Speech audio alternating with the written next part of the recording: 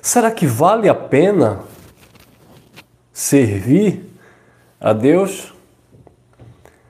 Talvez este tenha sido o questionamento de muitas pessoas, ou tem sido o questionamento de muitas pessoas. No mundo materialista em que nós vivemos, um mundo de oportunistas, um mundo onde as pessoas estão buscando proveito para si mesmo, buscando as suas coisas, os seus projetos, os seus objetivos, idealizar seus sonhos, o que não é errado, tá, abençoado?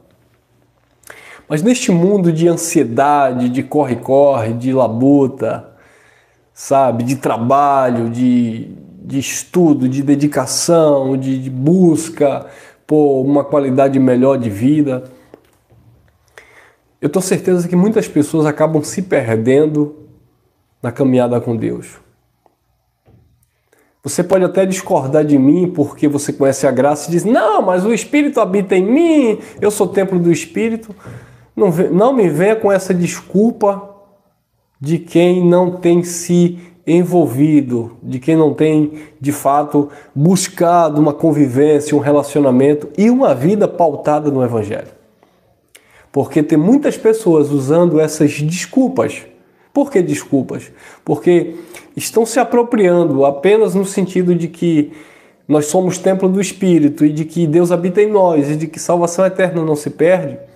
Estão entrando em uma zona de conforto, de acomodação ou de relaxamento mesmo, a ponto das pessoas estarem enfiando os pés pelas mãos, sabe? Vivendo de qualquer forma, não que a forma que você venha viver venha decretar a sua salvação, não é nada disso. Mesmo porque a vida eterna não depende de obras, não depende de mérito de homem, não depende daquilo que eu fiz ou deixo de fazer, mas daquilo que o Pai fez.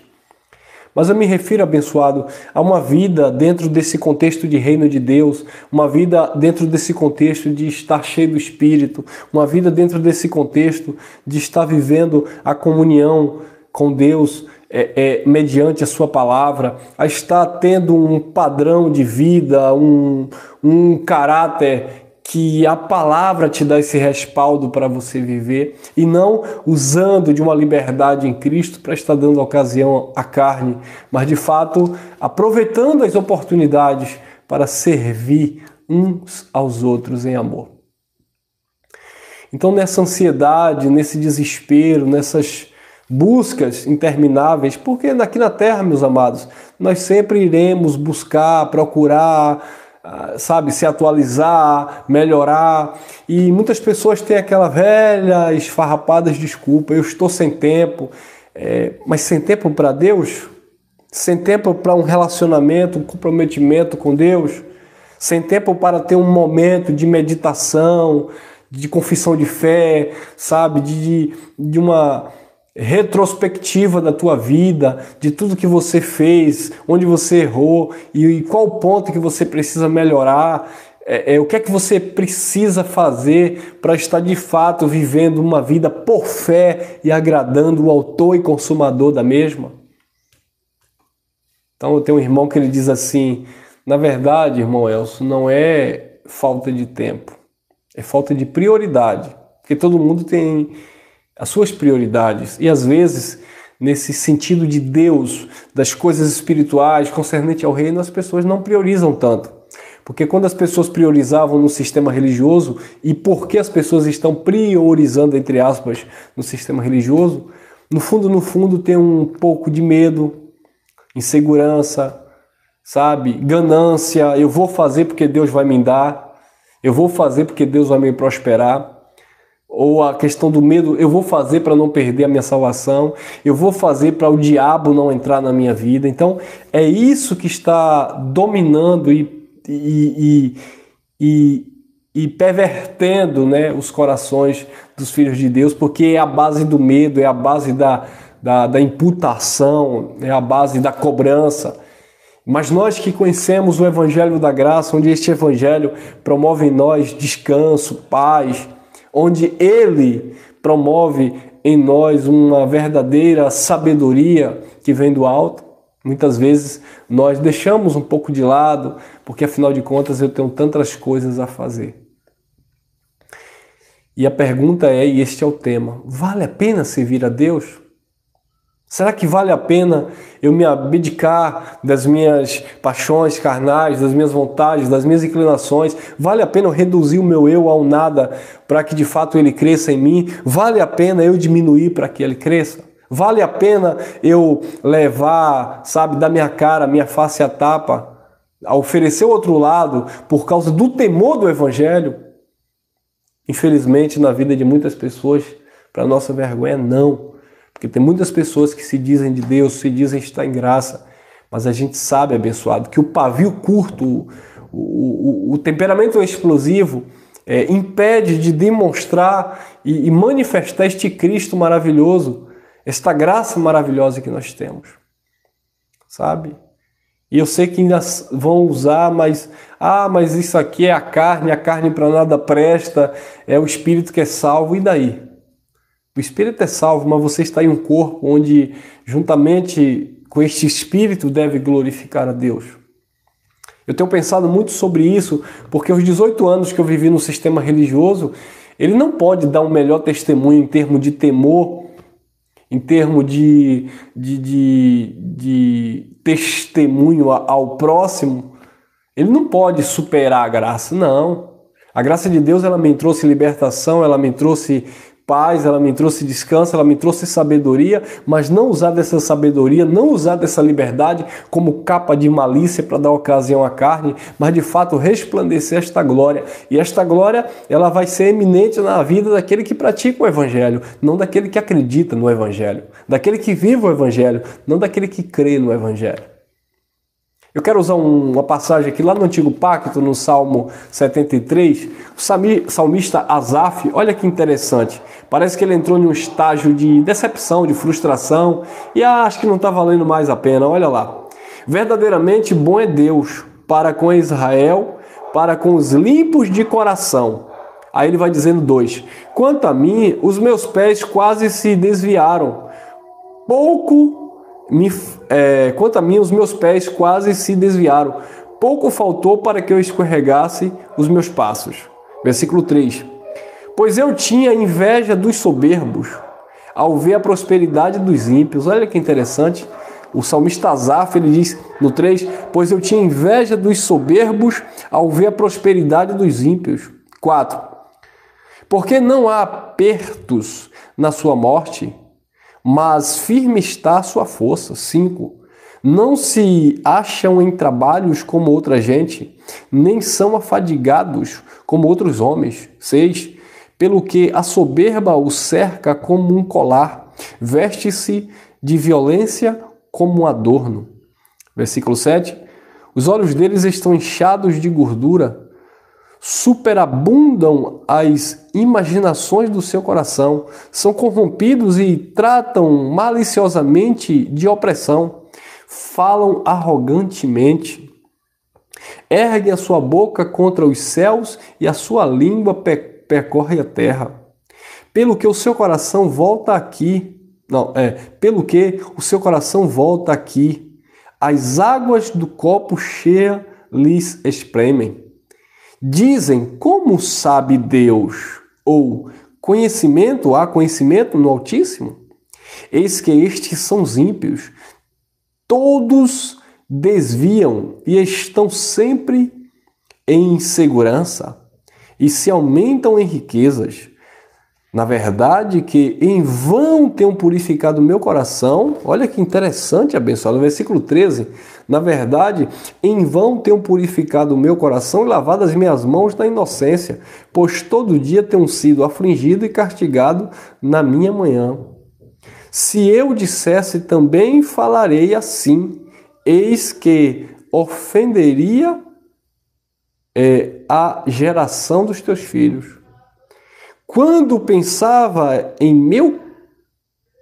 pensava em compreender isto, fiquei de sobremodo perturbado, até que entrei no santuário de Deus e então entendi o fim deles. Certamente, tu os pusestes em lugares escorregadios. Tu os lanças em destruição. O interessante é que o salmista Asaf, ele começa a olhar para a vida dos ímpios e ele vê prosperidade nos ímpios, ele passa a ter inveja dos ímpios, ele passa a desejar o caminho dos ímpios e depois ele começa a dizer, vale a pena servir a Deus? Em vão tenho purificado o meu coração, em vão tenho lavado as minhas mãos com águas limpas. Em vão ele está dizendo, não vale a pena. Todo o meu esforço e a minha dedicação não para obter uma salvação, não é disso que Asaf está falando. Mas para manter uma comunhão com Deus, ele está dizendo todo o meu esforço, toda a minha dedicação tem sido em vão, porque os ímpios prosperam, porque os ímpios estão se enriquecendo, porque os ímpios, nem na sua morte, eles sofrem. E nós estamos aqui, entre aspas, nos dedicando, buscando, nos relacionando com Deus, vivendo a graça de Deus, mas parece que as coisas não fluem. Ah, irmão Elcio, eu estou vivendo a graça de Deus, eu creio na graça de Deus, eu assisto você direto, eu assisto o irmão André, eu assisto o irmão Geraldo, eu assisto o irmão Cristiano, eu assisto todo mundo que prega a graça, então eu creio na graça de Deus. Ah, mas está me faltando isso, está me faltando saúde, está me faltando aquilo, sabe? Eu já perdi até o desejo, eu não quero saber mais de evangelho, eu vou seguir minha vida de qualquer jeito, eu vou chutar o pau da barraca, porque parece que tem sido em vão. Esse foi o pensamento que estava no coração de Asaf. Tem sido em vão servir a Deus.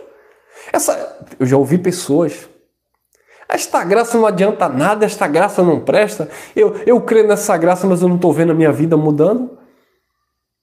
Quem tem que mudar é você pela graça, e não a graça mudar para você. É você que tem que se adaptar à graça, e não a graça se adaptar a você. Foi você que foi chamado à graça, não a graça chamado para você. Então somos nós que temos que nos enquadrar nesse contexto da graça de Deus. E deixar de murmurar, como disse o apóstolo Paulo lá na carta aos Coríntios, primeira carta no capítulo 10, como aquele povo que murmurava no deserto e pereceu pelo destruidor. Então, abençoados, reflita nessa palavra. Será que é em vão você servir a Deus? É claro que não, abençoados. O apóstolo Paulo disse em 1 Coríntios, capítulo 11, versículo 19, se esperarmos de Cristo... Não, 1 Coríntios, capítulo 15, versículo 19. 1 Coríntios, capítulo 15, versículo 19, Paulo disse, se esperarmos em Cristo somente nesta vida, somos os mais miseráveis de todos os homens. Em 1 Coríntios, capítulo 11, versículo 19, Paulo diz o seguinte, é necessário que haja heresia entre vós, para que os que são sinceros se manifestem. Então, usando esses dois textos aqui, 1 Coríntios 15, 19. Se procurarmos em Cristo somente nesta vida, somos os mais desprezíveis, mais miseráveis de todos os homens. Se eu procuro em Cristo apenas encher minha geladeira, encher meu bolso, satisfazer o meu ego, eu sou mais miserável de todos os homens. 1 Coríntios 11, 19. É necessário que haja heresia entre vós para que os verdadeiros se manifestem no meio de vocês. Então, quem são os hereges? Aqueles que vão abrir mão da graça de Deus, ou aqueles que abrem mão de Deus, aqueles que abrem mão da fé, ou aqueles que se apostatam da fé para viver as suas próprias paixões e as suas próprias vontades. Aqueles que desprezam, diz assim no seu coração, não vale a pena.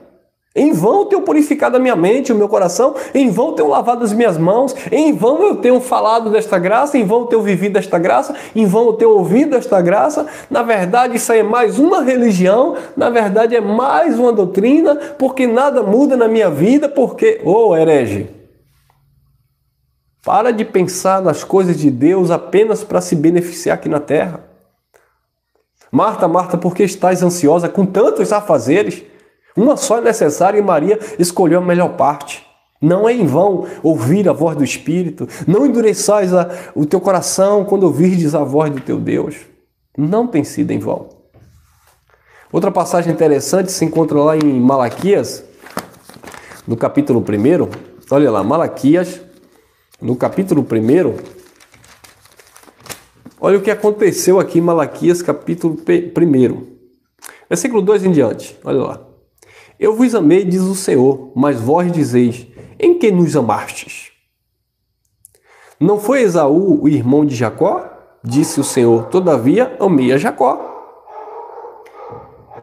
e aborreci a Esaú. E fiz dos seus montes uma assolação e dei a sua herança aos dragões do deserto. Versículo 4, Malaquias 1:4. Ainda que Edom diga, empobrecidos somos, porém tornaremos a edificar os lugares desertos. Assim diz o Senhor dos Exércitos. Eles edificarão, e eu destruirei, e lhes chamarão terra de impiedade, e povo contra quem o Senhor está irado para sempre. Agora olha o versículo, principalmente 5 e 6. E os vossos olhos verão, e direis, o Senhor seja engrandecido desde os termos de Israel. Agora olha o versículo 6 do capítulo 1 de Malaquias. O filho honrará o pai, e o servo seu senhor. Se eu sou pai, onde está minha honra? E se eu sou Senhor, aonde é que está o temor? Diz o Senhor dos Exércitos a vós, ó sacerdotes, que desprezais o meu nome e dissertes, em que desprezamos nós o teu nome? 7. Ofereceis sobre o meu altar pão imundo e dizeis, em que te havemos profanado? Nisto que dizeis, a mesa do Senhor é desprezível. E aí eles continuavam levando animal cego, animal manco, animal doente para sacrificar dentro daquele pacto, dentro daquele contexto pactual. Mas, resumindo, trazendo como uma lição para as nossas vidas, os sacerdotes estavam cansados. Sabe? Não vale a pena servir a Deus. Desprezando o altar. Hoje tem muita gente desprezando a graça de Deus. Sabe? Desprezando lá aquilo que era de mais importante para aquele povo. Muitas pessoas dizem, a minha maior riqueza é Deus. Mas não desfruta desta riqueza, não transmite essa riqueza, não vive esta riqueza, mas fala desta riqueza. Parece que a palavra de Mateus 23, fariseus hipócritas, se encaixa perfeitamente em muitos de nós que estamos em graça. Eu falo nós para não dizer aqui que eu estou lançando para o outro. Não, eu falo por nós. Porque cada um deve analisar se de fato estamos vivendo esta maravilhosa graça. Paulo disse, examinais a vós mesmos se permaneceis na fé. Então aqueles sacerdotes estavam cansados. Não vale a pena servir a Deus. Desprezava o altar, assim como Asaf estava desprezando, sabe, ignorando, porque ele dizia que não vale a pena purificar o coração e lavar as mãos na inocência. Por quê? Porque ele olhava para o ímpio e ele dizia, não acredito, mas eu me dedico tanto, mas eu me esforço tanto, aí estou vendo aquele ali que não fez nada, que pelo contrário, zomba de Deus, blasfêmia de Deus, mas parece que está tudo bem na vida dele. Mas o chamado em graça foi para você. O chamado em graça foi para nós que o Pai dos Espíritos abriu os olhos. Então essa responsabilidade é minha e é sua. Olha o que o apóstolo Paulo disse também, e eu encerro aqui, Romanos, carta de Paulo aos Romanos, capítulo 11, olha lá, Romanos, capítulo 12, olha lá, capítulo 12, versículo 11 e 12, ele diz assim, não sejais vagarosos no cuidado, sede fervorosos no espírito, servindo ao Senhor. 12, alegrai-vos na esperança, sede pacientes na tribulação, persevere na oração, comunicai com os santos nas suas necessidades, segui a hospitalidade, abençoai os que vos perseguem, abençoai e não amaldiçoeis. Alegrai-vos com os que se alegram e chorai com os que choram. Sede unânimes entre vós. Não ambicioneis coisas altas, mas acomodai-vos às humildes. Não sejais sábios em vós mesmo. E ele vai dizer, procurai a paz com todos, principalmente quando depender de você. Então, queridos, observe que o chamado em graça é para a gente viver esta graça. E não conhecer tecnicamente falando. Não desfrutar de um conhecimento, mas não aplicar na vida como um filho de Deus. Como disse Paulo em Efésios capítulo 5, versículo 1, sede imitadores de Deus como filhos amados. E andai em amor como ele vos amou. Fica aqui com essa reflexão. Graça e paz, graça eterna. E até o nosso próximo encontro. Vale a pena servir a Deus? Vale a pena servir por meio desta graça? Vale a pena, abençoado. Não deixe, sabe, a altivez, sofisma, as paixões carnais e as ocupações da vida roubar essa preciosidade que é, esta bênção que é a graça de Deus, o conhecimento do Evangelho do Cristo ressuscitado na sua vida. Graça e paz, graça eterna.